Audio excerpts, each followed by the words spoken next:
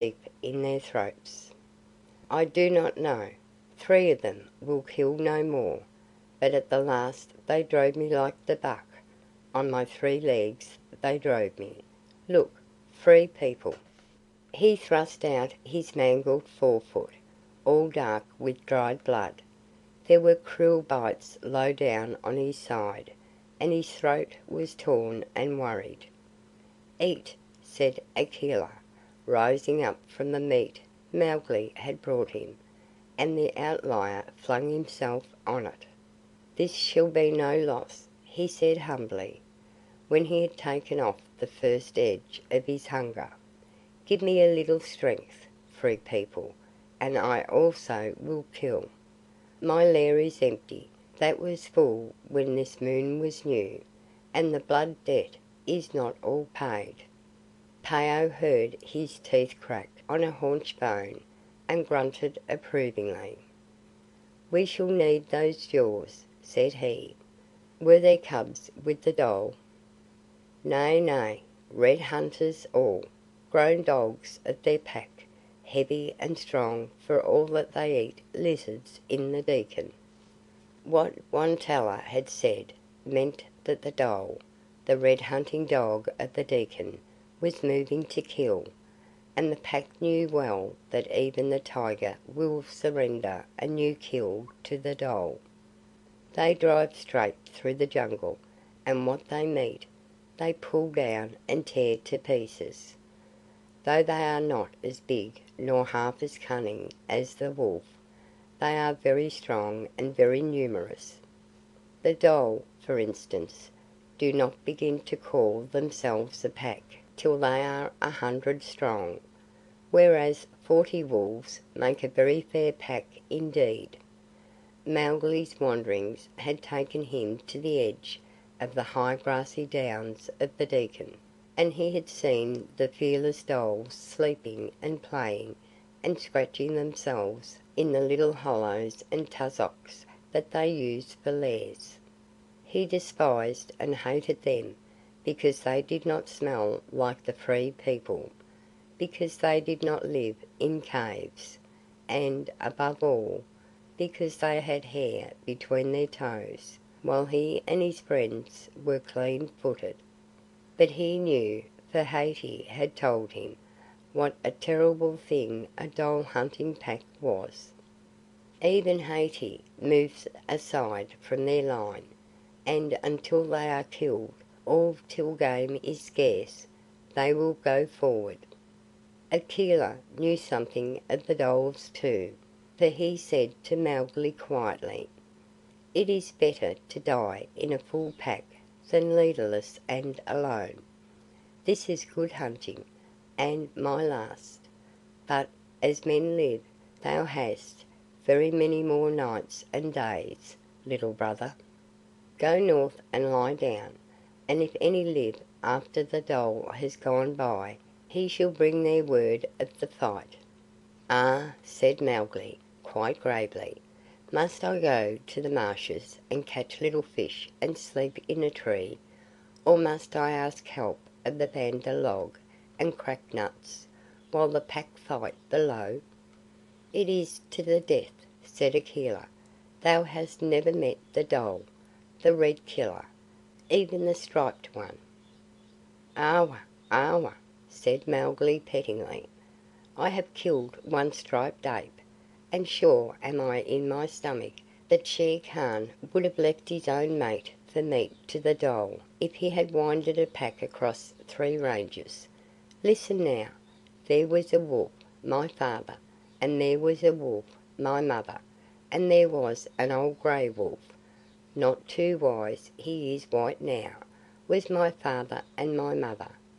Therefore I," he raised his voice, "I say that when the dhole come, and if the dhole come, Mowgli and the Free People are of one skin for that hunting, and I say, by the bull that bought me, by the bull Bagheera paid for me in the old days, which ye of the Pack do not remember, I say that the trees and the river may hear and hold fast if I forget. I say that this my knife shall be as a tooth to the pack, and I do not think it is so blunt. This is my word which has gone from me. Thou dost not know the dhole, man with a wolf's tongue, said Wantella. I look only to clear the blood debt against them ere they have me in many pieces. They move slowly, killing out as they go, but in 2 days a little strength will come back to me, and I turn again for the blood debt. But for ye, free people, my word is that you go north and eat but little for a while, till the dhole are gone. There is no meat in this hunting. Hear the outlier, said Mowgli with a laugh. Free people, we must go north and dig lizards and rats from the bank, lest by any chance we meet the dhole. He must kill out our hunting grounds, while we lie hid in the north till it please him to give us our own again. He is a dog, and the pup of a dog, red, yellow-bellied, leerless, and haired between every toe. He counts his cubs 6 and 8 at the litter, as though he were Chikai, the little leaping rat. Surely we must run away, free people, and beg leave of the peoples of the north for the offal of dead cattle. Ye know the saying, north are the vermin, south are the lice, we are the jungle. Choose ye, oh choose.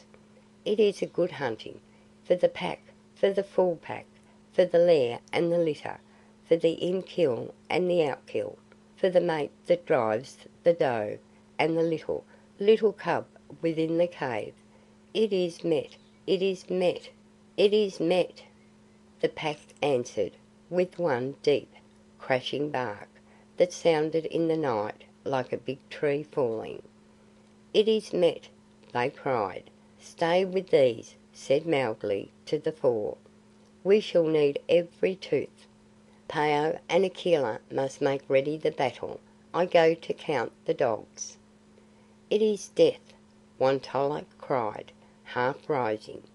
What can such a hairless one do against the red dog? Even the striped one, remember? Thou art indeed an outlier, Mowgli called back. But we will speak when the dholes are dead. Good hunting, all. He hurried off into the darkness, wild with excitement, hardly looking where he set foot, and the natural consequence was that he tripped full length over Kaa's great coils, where the python lay watching a deer path near the river. Kissa, said Kaa angrily, is this jungle work, to stamp and tramp and undo a night's hunting, when the game are moving so well too? The fault was mine, said Mowgli, picking himself up. Indeed, I was seeking thee, Flathead, but each time we meet thou art longer and broader by the length of my arm. There is none like thee in the jungle, wise, old, strong, and most beautiful Kaa. Now whither does this trail lead? Kaa's voice was gentler.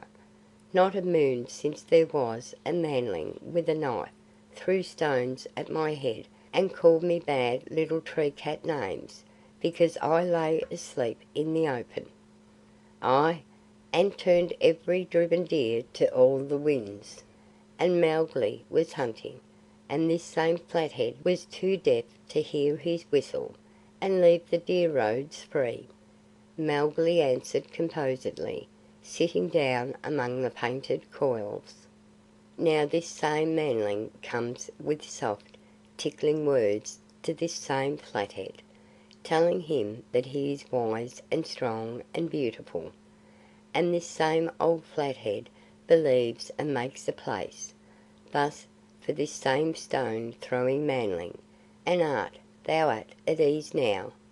Could Bagheera give thee so good a resting place? Kaa had, as usual, made a sort of soft half-hammock of himself under Mowgli's weight. The boy reached out in the darkness and gathered the supple cable-like neck till Kaa's head rested on his shoulder. and then he told him all that had happened in the jungle that night.